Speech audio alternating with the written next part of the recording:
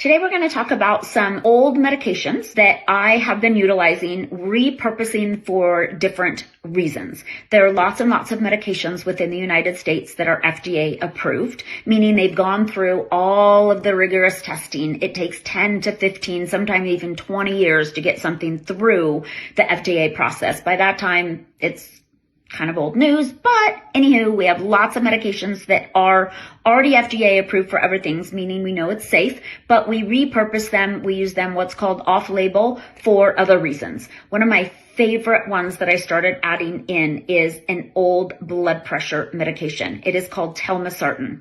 At low doses, Telmisartan will not lower blood pressure. For instance, I take 20 milligrams of Telmisartan. Why would I take a blood pressure medicine? Because it is in its class, one of the only forms of the medication that can help increase energy expenditure, i.e. you burn more calories.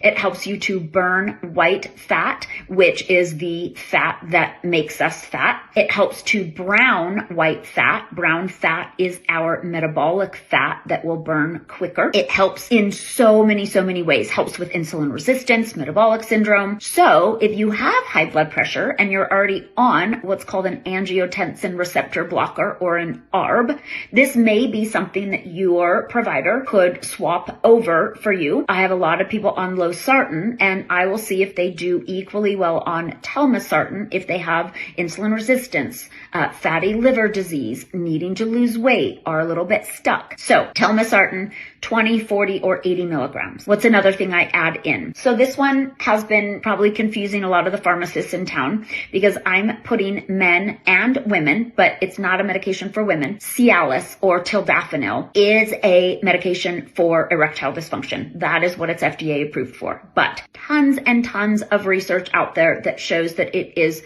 cardioprotective, protective against Alzheimer's. And why is that? It increases vasodilation. It lets more oxygen, more nitric oxide into our muscles and into our bloodstream, and can actually enhance the ability to build more muscle. It's actually, along with telmisartan, on the banned medications that are considered to be energy performance medications. So athletes, collegiate athletes and or Olympic athletes cannot utilize either one of these medications because they are considered performance enhancing. So why would we not use them? Why would we not take a low dose of an already FDA approved, very safe medication under the guidance of your medical professional to make sure that these medications are not having adverse side effects and that you are a candidate for them? But two old medications, very safe, lots and lots of research behind them, and maybe it might be something that could help you.